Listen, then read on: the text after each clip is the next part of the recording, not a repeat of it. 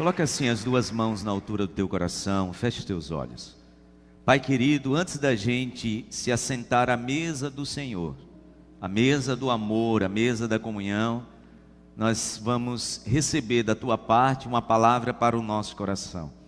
Prepara, meu Deus, a nossa mente, prepara o nosso coração para tudo isso que vem dos céus para as nossas vidas. Ministra de forma especial uma palavra libertadora e que esse dia fique marcado nas nossas vidas como uma palavra libertadora dos céus sobre as nossas vidas, sobre a nossa história, sobre a nossa família. No nome de Jesus, que nada nos atrapalhe, que nada tire a nossa atenção, que nada nos distraia, meu Deus, porque nós estamos com o coração totalmente voltado para receber do Espírito Santo uma palavra que nos edificará. Eu creio assim e declaro isso no nome de Jesus. Amém e amém. Graças a Deus. Nós estamos, irmãos, na série, hoje é a nossa segunda mensagem, falando sobre os favorecidos. E se eu pudesse resumir aquilo que eu comecei a ministrar domingo passado, quem são os favorecidos? Hebreus capítulo 11, favorecidos são aqueles que da fraqueza tiraram força. Esses são os favorecidos. Favorecido não é quem tem sorte, favorecido não é quem nasceu numa família expoente, não, favorecido, pelo menos na lógica de Deus, tá? São aqueles que da fraqueza tiraram força. É só a gente olhar a galeria dos heróis da fé. Hebreus capítulo 11 narra lá os heróis da fé.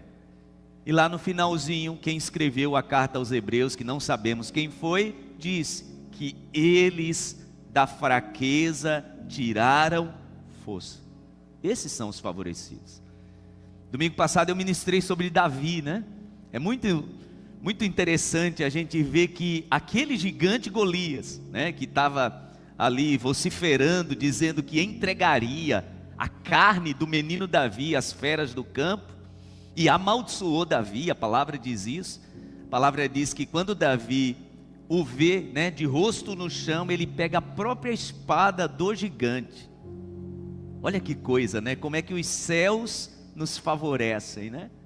A palavra diz que ele pega a própria espada de Golias e então termina o que Deus começou. Mas a história não termina aí não, tá? Se isso já é maravilhoso, né? Aquela arma forjada contra Davi, agora ele faz uso daquela arma para terminar o que Deus começou. E vence de fato Golias.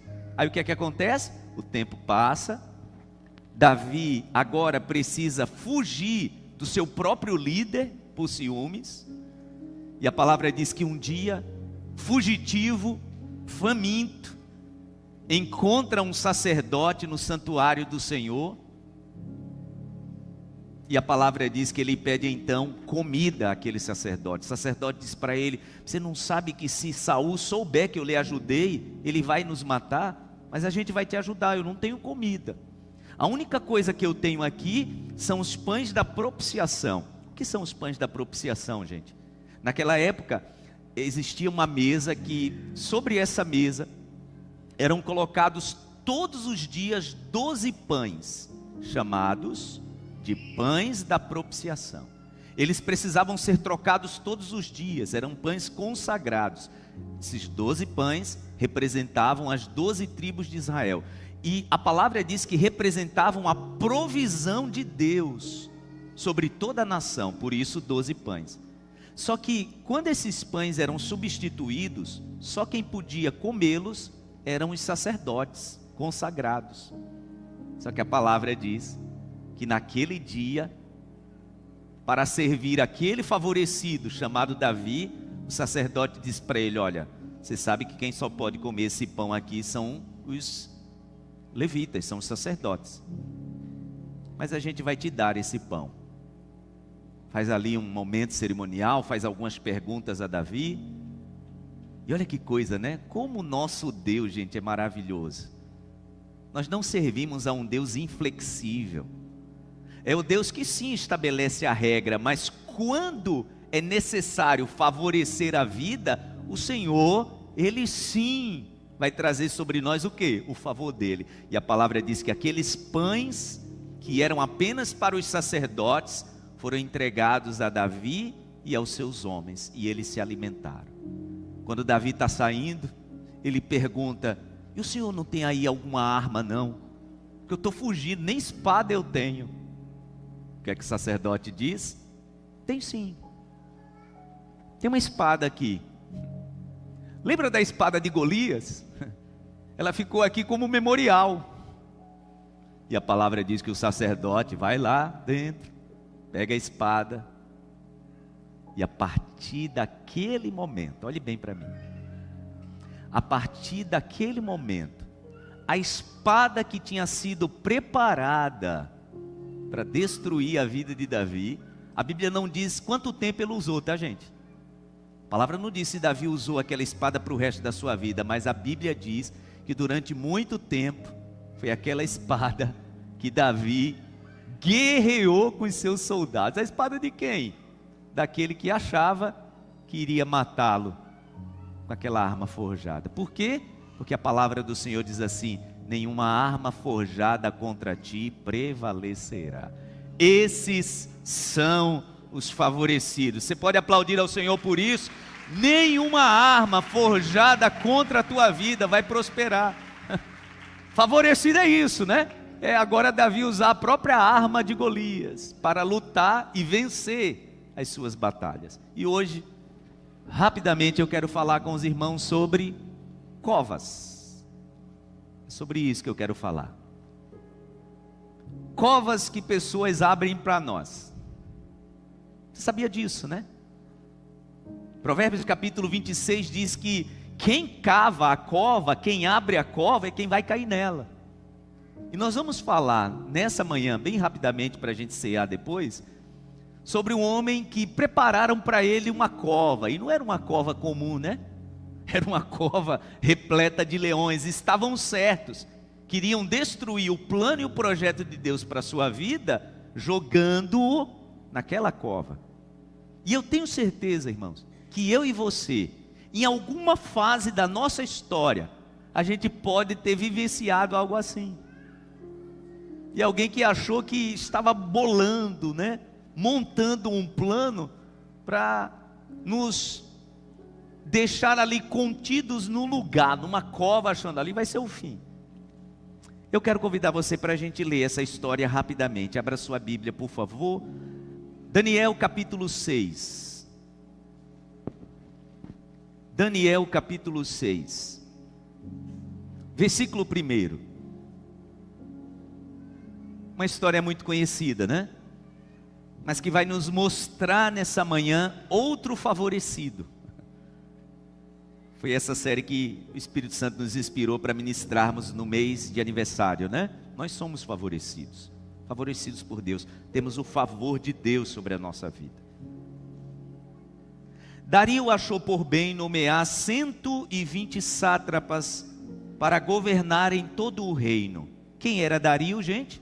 O imperador do Império Medo-Persa. Entenda que dois impérios, dois reinos precisaram se fundir para conseguirem destronar Nabucodonosor. Agora já não era mais ele, né? Era o seu filho, Beltesazar. Para conseguirem vencer o Império Babilônico. O Império Babilônico dominava boa parte do mundo naquela época. E foi necessário dois reinos se fundirem, os Medos, liderado por Dario, e os persas, liderados por um general que tinha se tornado também imperador, né? O Ciro. Eles se unem e vão em batalha contra o Nabucodonosor, perdão, não era mais Nabucodonosor, era o seu filho Beltesazar. Mas uma coisa curiosa, né? A história mostra que o Império Medo-Persa dominou o Império Babilônico e não houve uma batalha, né? Houve uma implosão do Império, mais ou menos uma implosão. O Império se entregou para o Império Medo-Persa e não houve batalha. A palavra diz que Daniel prosperou sob o governo de todos eles. Isso é maravilhoso, né, gente? A palavra diz que Daniel prosperou no governo de Nabucodonosor. A palavra diz que Deus prosperou no governo do filho de Nabucodonosor, Beltesazar. Quando o Império Medo-Persa domina Babilônia, a palavra diz que Daniel prosperou no governo de Dario. A palavra diz que Daniel prosperou no governo de Ciro. Como é bom ser favorecido, né, gente? Não importa onde a gente estiver, Deus vai nos prosperar. Porque a mão de Deus sobre a vida de quem é favorecido, meu irmão, não importa quem é que está governando, a mão de Deus vai nos favorecer. Nós não dependemos de homens, nós não dependemos de governo, nós não dependemos de quem está no poder. A mão do Senhor vai nos favorecer. Se a gente tivesse tempo para mostrar o quanto Deus conduziu Daniel assim, ó, dentro desses governos, meu Deus, é maravilhoso. E a outra lição aí, né? A gente vive um tempo onde as pessoas dizem que nós cristãos não precisamos nos preocupar com a questão governamental e política. Olha aqui, gente, o Senhor conduzindo um homem de Deus dentro do governo, da política. Aliás, durante muito tempo, né, por mais de 30 anos, disseram para as igrejas: vocês não devem se meter com política. Por isso que está do jeito que está aí. A palavra de Deus mostra que Deus usou homens sérios para que estivessem dentro de governo, sendo conduzidos por Deus. Foi o que aconteceu com Daniel. Olha o que diz a palavra. Dario achou por bem nomear 120 sátrapas para governarem todo o reino. Colocou 3 supervisores sobre eles, um dos quais era Daniel. Os sátrapas tinham que prestar contas a eles para que o rei não sofresse nenhuma perda. Ora, Daniel se destacou tanto entre os supervisores e os sátrapas, por suas grandes qualidades, que o rei planejava colocá-lo à frente do governo de todo o império. Ou seja, quando o rei viu a postura de Daniel, o jeito dele administrar, o rei estava pensando em alçá-lo, né, a uma figura tipo de primeiro-ministro. E ficaram sabendo disso. Diante disso, os supervisores e os sátrapas procuraram motivos para acusar Daniel em sua administração governamental, mas nada conseguiram. Não puderam achar falta alguma nele, pois ele era fiel, não era desonesto, nem negligente. Finalmente, esses homens disseram: jamais encontraremos algum motivo para acusar esse Daniel, a menos que seja algo relacionado com a lei do Deus dele. Nada mudou, né, gente? Só muda o tempo, é a mesma tática, né? É a mesma tática, só a gente olhar os movimentos, não só no Brasil, no mundo também. Como a lei é manipulada, né? Então, vamos lá, a gente quer pegar Daniel. Olha a administração dele, irretocável. Olha a honestidade dele, irretocável. Olha o que ele faz, irretocável. Não tem jeito. Então vamos manipular uma lei. Aqui no Brasil tem acontecido muito isso, né? Vamos fazer uma lei contra fake news. Pastor, você é a favor de fake news? Não. Mas o problema é que eles não querem combater a fake news. Eles querem combater a verdade. Sempre a lei é manipulada. Sempre. Porque, meu irmão, se a gente for falar, eu tenho 45 anos, se a gente for falar sobre o quanto na política a mentira é instrumento, o problema não é a mentira, porque a mentira ela é instrumentalizada. Então quando você enxergar, olhe bem, quando você enxergar alguém indo para ver uma lei, olha, é contra a fake news, eles não estão preocupados com fake news, eles estão preocupados com a verdade. E há um marco nisso, né? A imprensa, ela perdeu esse poder. Hoje qualquer cidadão tem acesso a isso aqui, ó, informação direta. E os grandes meios de comunicação não gostam disso, né? Eles não gostam disso. A história, séculos se passaram, a manipulação da lei é a mesma. Então vamos lá, a gente quer pegar Daniel, não consegue. O cara é irretocável, ele é bom administrador, ele é ótimo na sua governança, ele é fiel, não tem jeito, ele é honesto, a gente procurou de tudo. Então vamos manipular uma lei. E eles fizeram isso. E como eles fizeram isso? Olhe bem para mim. Inflando o ego do imperador. Inflando o ego do imperador. Olha o que a palavra diz. Finalmente esses homens disseram: jamais encontraremos algum motivo para acusar esse Daniel, a menos que seja relacionado com a lei do Deus dele. Assim os supervisores e os sátrapas de comum acordo foram falar com o rei. Ó rei Dario, vive para sempre. Todos os supervisores reais, os prefeitos, os sátrapas, os conselheiros, os governadores, concordaram que o rei deve emitir um decreto ordenando que todo aquele que orar a qualquer deus ou a qualquer homem nos próximos 30 dias, exceto a ti, ó rei, seja atirado na cova dos leões. Agora o rei emite o decreto, assina-o, para que não seja alterado conforme a lei dos medos e dos persas, e não pode ser revogada. O que aconteceu com o ego do imperador? O quê? Durante um mês, 30 dias, ninguém vai pedir nada a nenhuma divindade, só a mim. Imagina o ego desse homem. Agora eu sou uma espécie de Deus. Aliás, ele se achava uma espécie de Deus. O anterior a ele, o Nabucodonosor, né? O nome Nabo era o nome de um dos principais deuses da Babilônia. Imagina, o cara tinha o nome de uma divindade, adaptou o nome de uma divindade no seu nome pessoal. Será que se achavam deuses? Esses eram os homens daquela época, né? Versículo 9, e o rei Dario assinou o decreto, né? Com o coração cheio de ego. Quando Daniel soube que o decreto tinha sido publicado, foi para casa, para seu quarto, no andar de cima, onde as janelas davam para Jerusalém. 3 vezes por dia, ele se ajoelhava e orava, agradecendo ao seu Deus, como costumava fazer. Então aqueles homens foram ver e encontraram Daniel, orando, pedindo ajuda a Deus. Assim foram falar com o rei, acerca do decreto real. Tu não publicaste um decreto ordenando que nos próximos 30 dias, todo aquele que fizesse algum pedido a qualquer deus ou a qualquer homem, exceto a ti, ó rei, seria lançado na cova dos leões? O rei respondeu, o decreto está em vigor, conforme a lei dos medos e dos persas, que não pode ser revogada. Então disseram ao rei, Daniel, um dos exilados de Judá, não te dá ouvidos, ó rei, nem ao decreto que assinaste. Ele continua orando 3 vezes por dia. Quando o rei ouviu isso, ficou muito contrariado. Por quê? Porque percebeu que foi usado, né? Me manipularam, me usaram. E como estava decidido a salvar Daniel, até o pôr do sol fez todo o esforço que pôde para livrá-lo.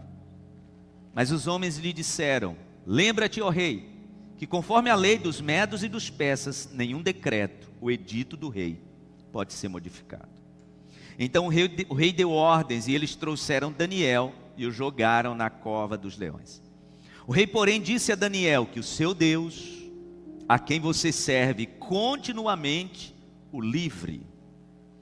Taparam a cova com uma pedra, e o rei selou com seu próprio anel selo e com os anéis dos seus nobres, para que a situação de Daniel não se modificasse. Vou ler de novo.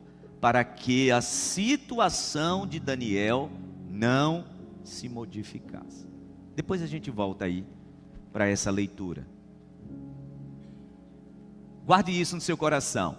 Foi feito algo para que a situação de Daniel não se modificasse. Lembra o que eu falei? Favorecido é quem da fraqueza tira força.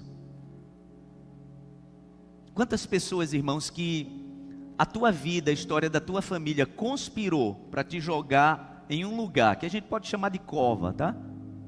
E é como se o mal tivesse selado esse lugar para que essa situação nunca mudasse. Algumas pessoas falam para mim e chamam isso de maldição. Pastor, acho que tem uma maldição na minha família. Acho que tem alguma coisa errada na minha história. Só pode.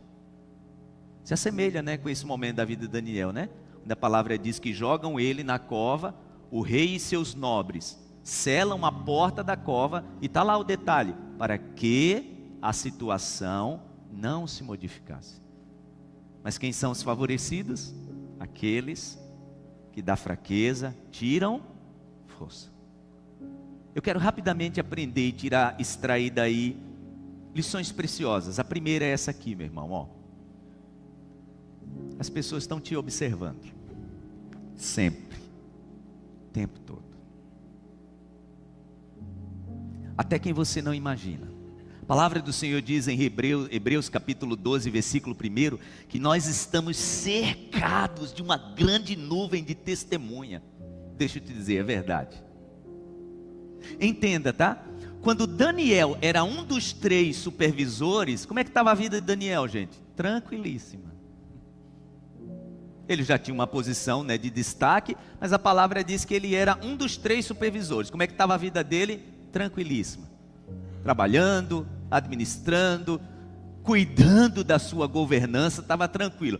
No momento em que a palavra diz que ficaram sabendo que o rei estava pensando em alçá-lo para uma outra posição, aí que o problema começou. Por quê? Porque as pessoas estão nos observando o tempo todo. Irmãos, em todas as áreas, tá? Eu lembrava aqui no culto das 7 da manhã, quando o Senhor começou a me abençoar no primeiro emprego, e eu fui convidado para uma posição de liderança, porque as pessoas estão nos observando. Sabe uma das coisas que eu comecei a ouvir de conversinhas? Zoar está mudado, né, rapaz? É claro que eu estava mudado, gente. Eu entrei na empresa como menor aprendiz, e agora eu estava numa posição de liderança. Sabe quem estava dizendo que eu estava mudado? Aqueles que 10 para as 5 da tarde estavam no pé do relógio do ponto esperando dar 5 horas. Isso acontece muito, né? Eu já fui peão, gente, eu já trabalhei. E eu sei como é. 10 para as 5 da tarde você está com um crachá ali, esperando dar 5 horas. Eu lembro de uma conversa que chegou para mim e disse: ah, está mudado, ele não almoça mais com a gente. É claro.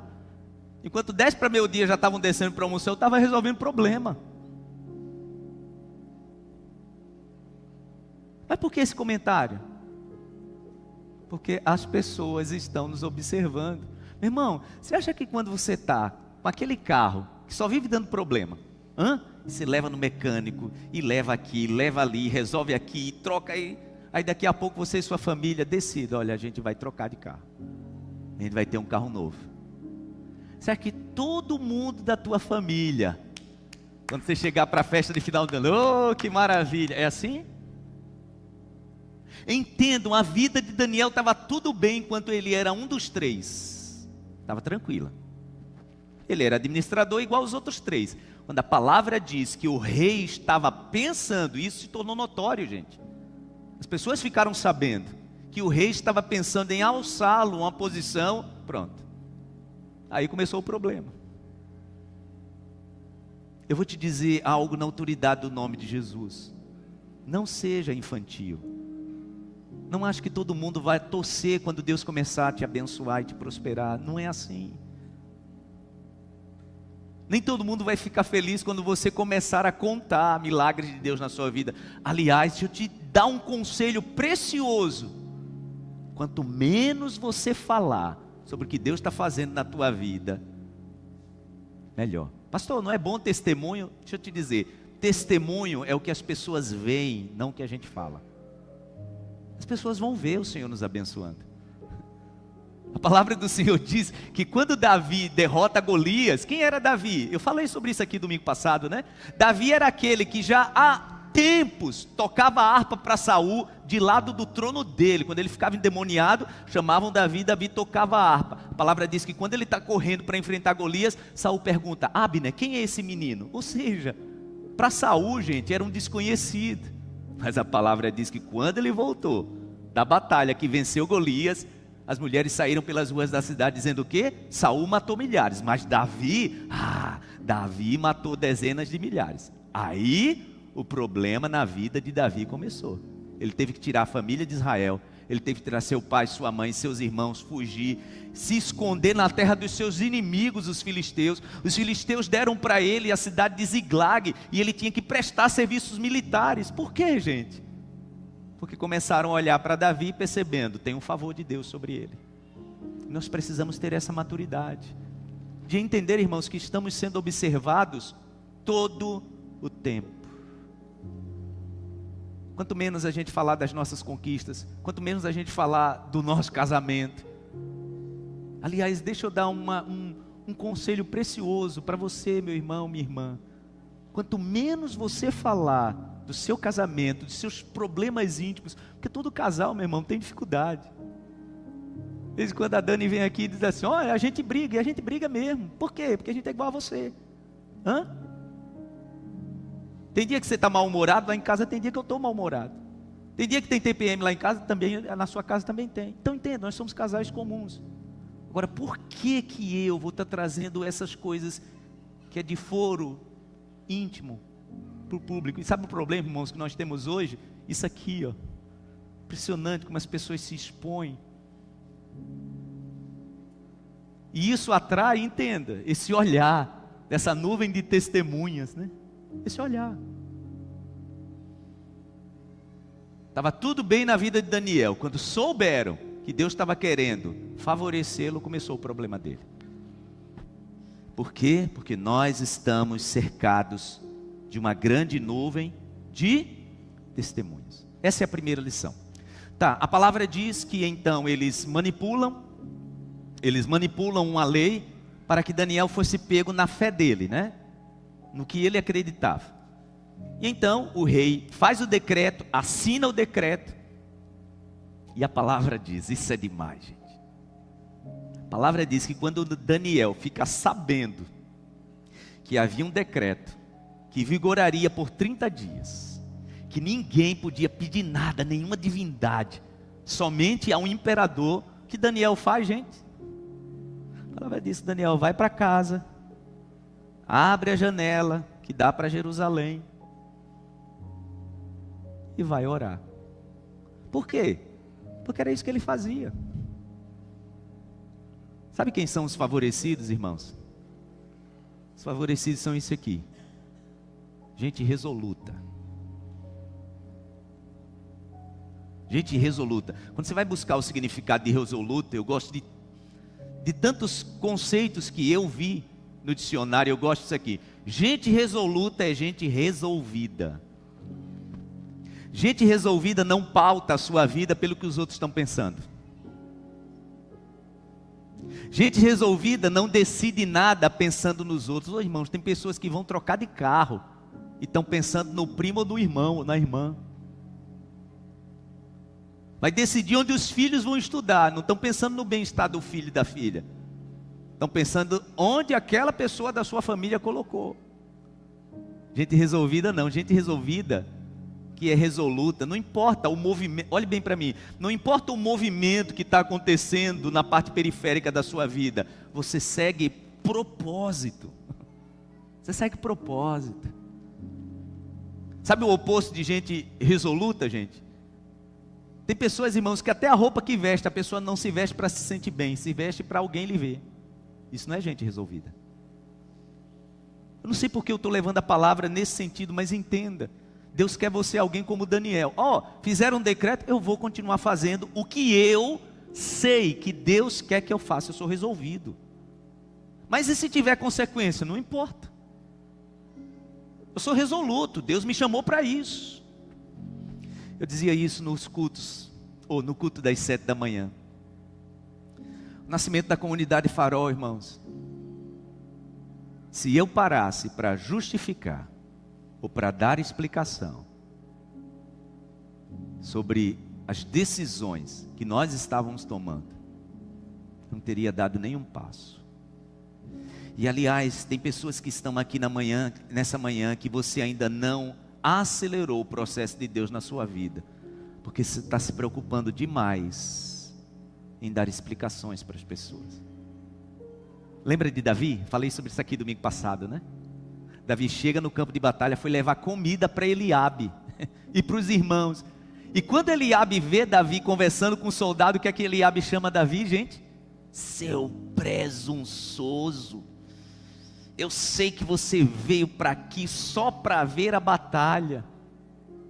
Gente, naquela época, irmão mais velho era uma moral para os irmãos mais novos.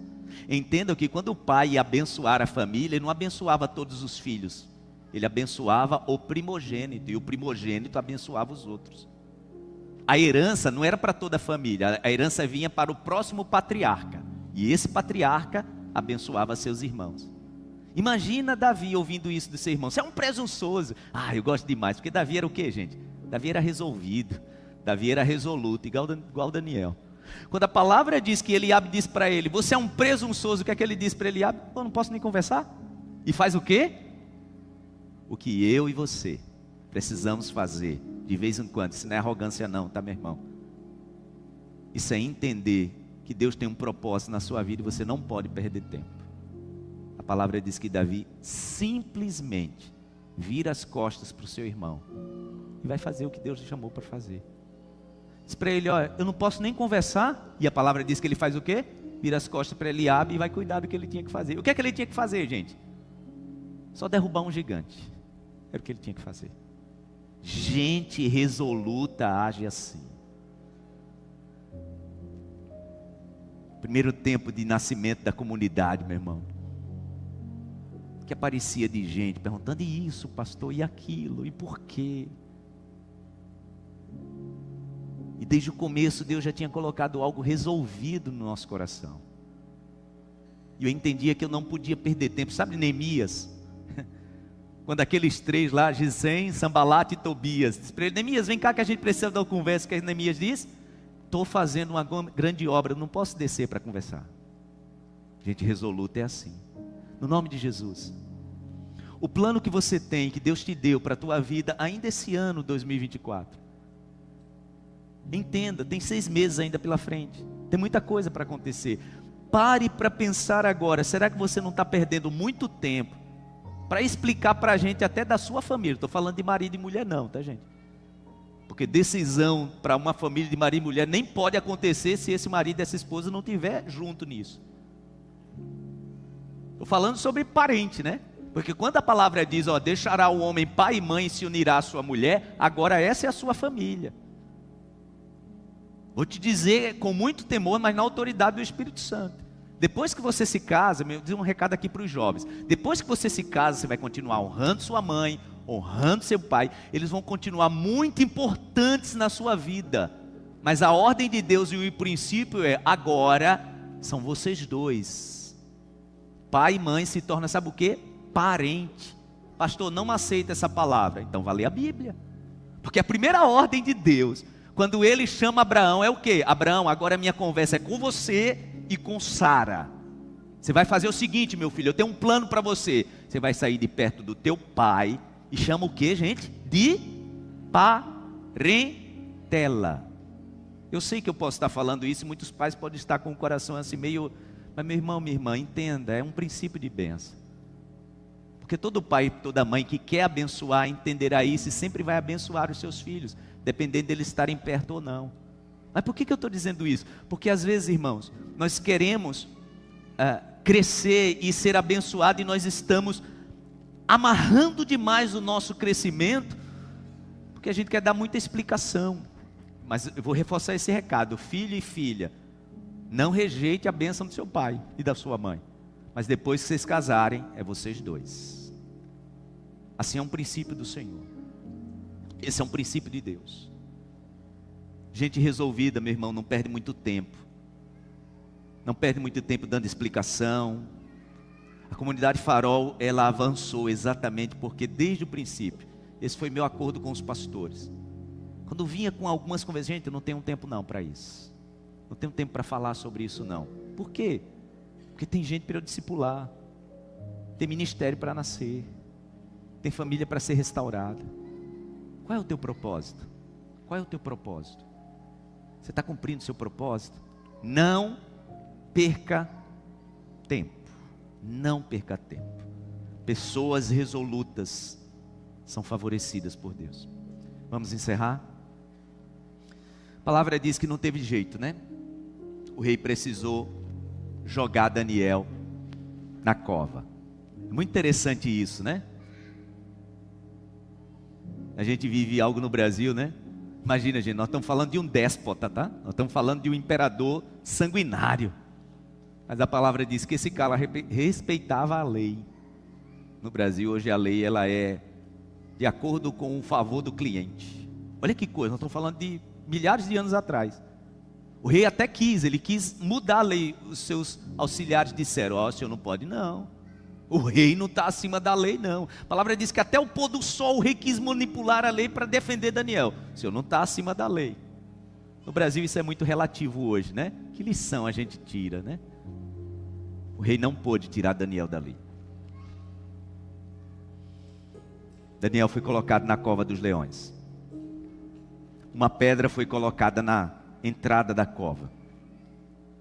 O rei pegou o anel selo dele e gravou ali. Vieram os nobres, gravaram também. O rei, antes de ir embora, diz o que para Daniel? Vamos ler para a gente encerrar?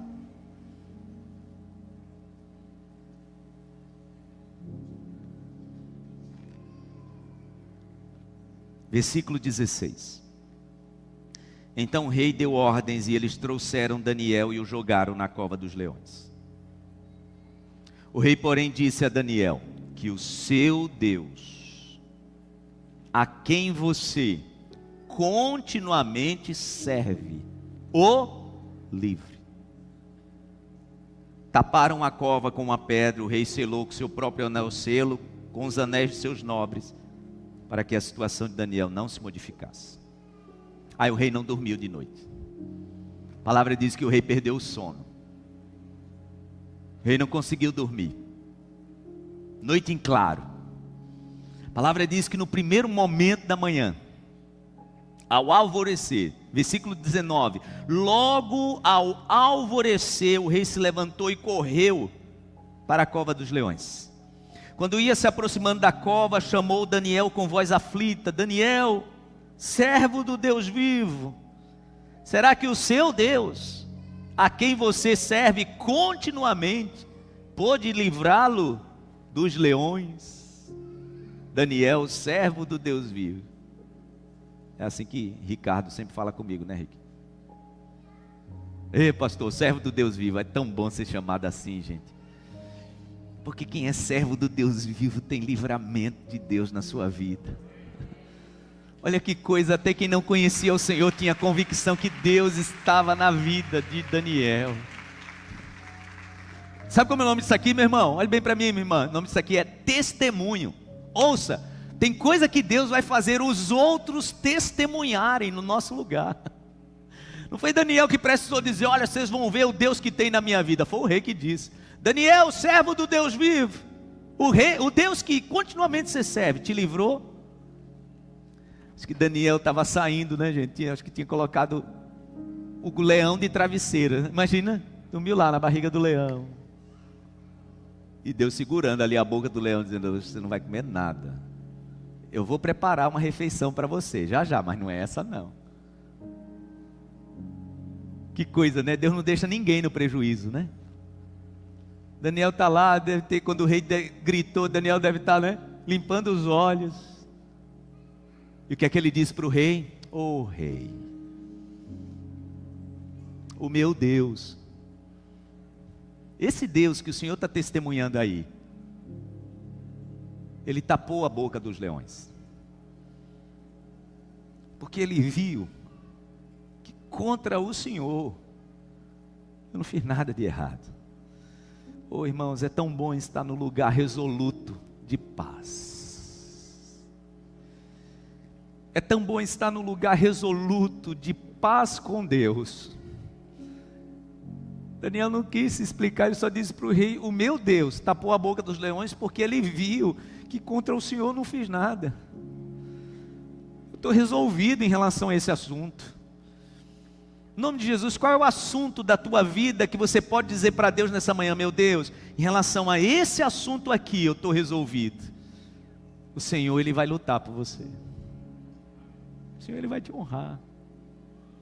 Se você estiver em paz com o teu Criador, Ele vai tapar a boca dos leões e vai deixar você só desfrutar do favor dEle. Porque esses são os favorecidos, né? Daniel diz para o rei: o Senhor tapou a boca dos leões, porque contra ti, ó rei, eu não fiz nada, eu estou resoluto disso. Aí o rei manda abrir, né, a cova. Daniel sai de lá, sem nenhum arranhão. Gente, sinceramente, eu fico tentando imaginar os leões nesse momento. Tipo assim, por que a gente não... Aquele ossinho da perna ali, por que a gente não... E o anjo de Deus, fica aí quietinho que já eu mando a comida de vocês. E Deus mandou, né? Você sabe que Deus mandou, né? Daniel é tirado e assim que Daniel sai, olha o que a palavra diz. Daniel respondeu: ó rei, vive para sempre. O meu Deus enviou o seu anjo que fechou a boca dos leões. Eles não me fizeram mal algum, pois fui considerado inocente. À vista de Deus, também contra ti não cometi mal algum, ó rei. O rei muito se alegrou e ordenou que tirassem Daniel da cova. Quando tiraram da cova, viram que não havia nele nenhum ferimento. Porque é assim que Deus nos tira de certas covas. Eu dizia isso no culto das 7 da manhã. Há 3 anos atrás, nascimento da comunidade Farol. Nós estávamos vivendo meio que dentro de uma cova, saindo de uma pandemia, tantos problemas. Quando o Senhor nos tira de certas covas, Ele nos tira para acontecer isso aqui, para nos honrar. Não tinha nenhum ferimento, pois ele tinha confiado no seu Deus. E por ordem do rei, os homens que tinham acusado Daniel foram atirados na cova dos leões, juntamente com suas famílias e seus filhos. Não tem nada a comemorar aqui, né, gente? Entendemos que isso aqui era um tempo terrível, onde os imperadores, eles faziam o que dava na telha, infelizmente, né? Sobrava até para a família. Mas essa cova aqui não era para eles, era para Daniel. E antes de chegarem ao fundo, os leões os atacaram e despedaçaram todos os seus ossos. Os leões que passaram a noite sem comer. Então o rei Dario escreveu aos homens de todas as nações, povos e línguas de toda a terra: paz e prosperidade. Estou editando um decreto para que nos domínios do império os homens temam e reverenciem o Deus de Daniel. Pois ele é Deus vivo e permanece para sempre. O seu reino não será destruído, o seu domínio jamais acabará. Ele livra e salva, faz sinais e maravilhas no céu e na terra. Ele livrou Daniel do poder dos leões. Assim Daniel prosperou durante os reinados de Dario e de Ciro, o persa. Você pode dizer glória a Deus. Você pode aplaudir ao Senhor por isso.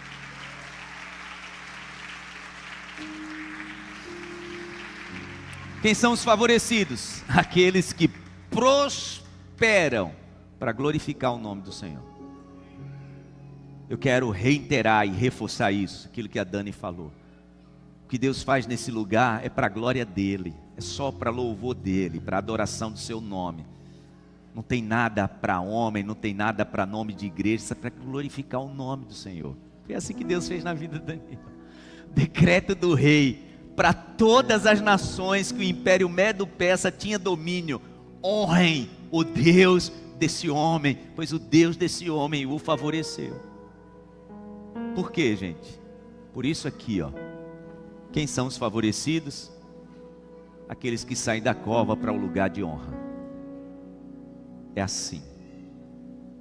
Eu estou ministrando nessa manhã para você que já deve ter vivido algumas covas na sua vida. Para alguns aqui foi uma enfermidade que você enfrentou. Para outros foi sair de uma família completamente destruída e disfuncional.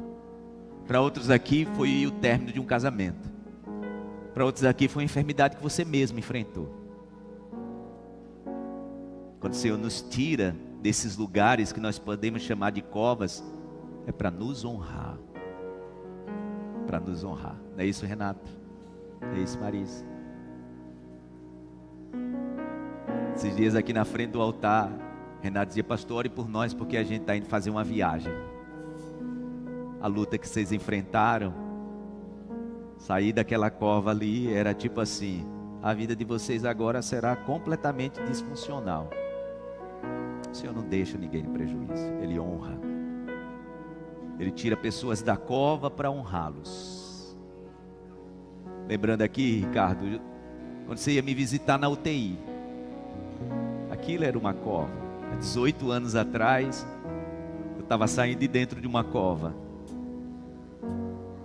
E como diz a palavra de Deus, a palavra diz que quando Daniel foi colocado na cova, o selo do anel do rei e dos seus nobres, estavam dizendo o seguinte: essa situação não pode ser mais modificada. Quem tem a última palavra na nossa vida é o nosso Deus, meu irmão. Quem tem a última palavra na tua vida é o Senhor. Há 18 anos os médicos estavam dizendo que para eu sobreviver tinha que amputar os meus 2 braços e minhas 2 pernas. Tem gente que até se cansa aí de tanto que o pastor anda para lá e para cá. E eu gosto de andar, vocês viram, né? Deus me deixou com 2 pernas, gente. Era para eu estar com perna amputada. Ninguém vai dizer para mim, para você: olha, tá assim, não vai ser modificado. A palavra diz que o Senhor tirou Daniel daquela cova, o honrando, para que todos os povos e línguas daquela época pudessem ouvir o Deus desse homem aqui. Ele foi o Deus que o livrou, e Ele está projetando, e a palavra diz que a partir daquele momento Daniel só fez prosperar. Prosperar, entenda isso. Ninguém vai definir na tua vida o que só Deus pode definir. Você pode dizer amém? Quantas pessoas que quando estavam fechando o contrato, saindo de uma empresa, terminando o contrato, alguém te disse: olha, é isso aí. Você olhou e disse assim: meu Deus, e agora? Aquilo não era definitivo. Porque a cova não é definitiva. O que é definitivo é o propósito de Deus para a tua vida. Diga glória a Deus. Diga para a pessoa do seu lado: o que é definitivo é a honra de Deus para a tua vida. Diga para a pessoa do seu lado: o que é definitivo é o propósito de Deus para a tua vida. Você pode aplaudir ao Senhor bem forte. Fique em pé no seu lugar. Isso é definitivo. Definitivo é o propósito de Deus para mim e para a sua vida. Eu creio nisso, meu Deus. O Senhor enviou o seu único filho. A cruz parecia definitivo para Jesus. A cruz não segurou. Definitivo é o propósito de Deus para a nossa vida. Segure na sua mão o corpo de Cristo. E enquanto nós cantamos, você vai se preparar para esse momento tão especial. Enquanto nós louvamos, você vai se preparar para esse momento que, creia, é um tempo de Deus para você. Eu creio nisso, meu Deus. Eu creio nisso que nós estamos cantando. Eu creio que foi a cruz do Senhor Jesus quem definiu o nosso futuro. Ah, como eu creio nisso.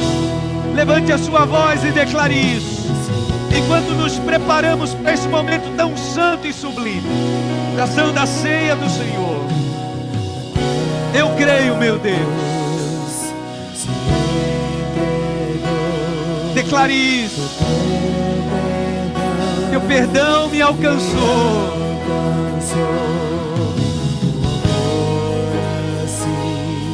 Nunca, o mundo nunca vai conhecer.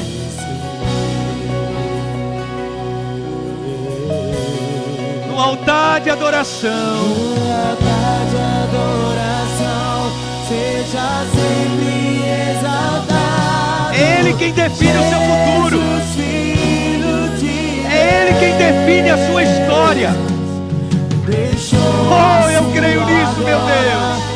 Morreu em meu lugar, Jesus, Filho de Deus. Tu és Jesus, Filho de Deus. Levou sobre si. Cante isso com convicção. Levou sobre si toda a minha culpa. Levou sobre si todo o meu pecado. Levou sobre si todos os meus erros, todas as minhas falhas. O Senhor levou sobre si todas as nossas enfermidades. Obrigado, meu Deus. Obrigado, Jesus.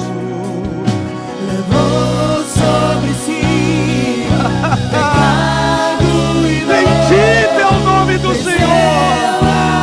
Ele venceu a morte. A morte não foi definitiva para Jesus. Te adoramos, meu Deus. Celebramos a vida de Jesus em nós. No altar de adoração, no altar de adoração, seja sempre exaltado.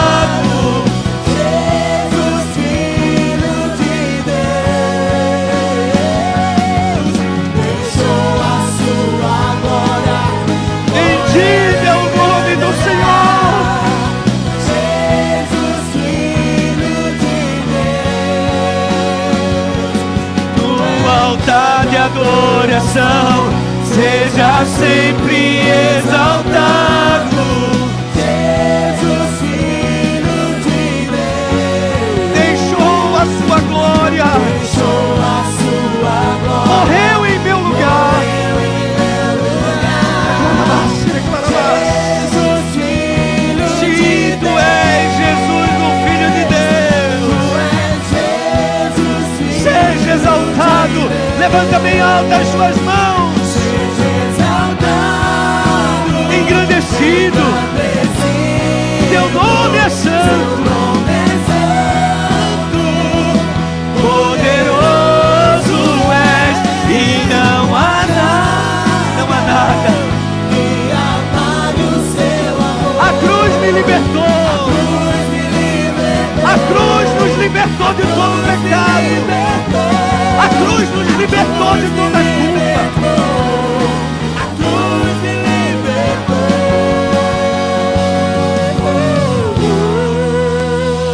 Levante bem alto o corpo e o sangue de Cristo e declare no altar: No altar de adoração, seja exaltado, meu Deus. seja sempre exaltado, Jesus, Filho de Deus, deixou a sua glória, morreu em meu lugar. Jesus, Filho de Deus. segure na sua mão o corpo de Cristo, levante-o na sua mão, faça um pedido especial ao Senhor, porque eu recebi do Senhor o que também vos ensinei. O Senhor Jesus, na noite em que foi traído, tomou o pão e, tendo dado graças, o partiu e disse: tomai e comei, isso é o meu corpo que é dado por vós. Façam isso todas as vezes em memória de mim. Semelhantemente, após a ceia, tomou o cálice e disse: este cálice é a nova aliança no meu sangue. Façam isso todas as vezes que o beberdes em memória de mim, porque todas as vezes que comerdes deste pão e beberdes deste cálice, anunciam a morte do Senhor até que Ele venha. Eu quero consagrar a Ti neste momento, Pai, o pão e o vinho, símbolos, elementos que simbolizam o Teu corpo e o Teu sangue, sangue de uma nova e eterna aliança, sangue que nos purifica de todo pecado. Reconhecemos que somos pecadores, nos arrependemos de todos os nossos pecados e temos a certeza que o nosso nome está escrito no livro da vida. É pela graça, não por mérito, é graça, é o favor não merecido, e te louvamos por isso. Obrigado, meu Deus, por tudo, te agradecemos, no nome de Jesus. Tome na sua mão o corpo de Cristo, agradeça ao Senhor. Aleluia. Bendito é o nome do Senhor. Agradeça ao Pai. Faça um voto com o Senhor nesta manhã, com o coração resoluto, com a alma resolvida. Faça um voto. Faça um voto com o Senhor. Graças a Deus. Comamos o corpo de Cristo.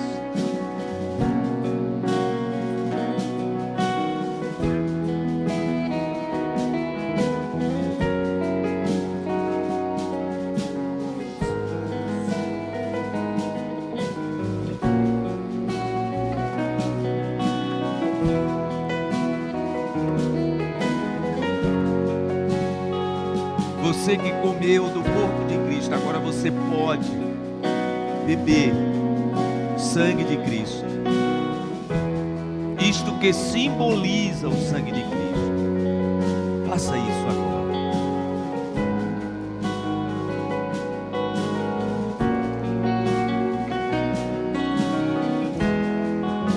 No altar de adoração, seja sempre exaltado.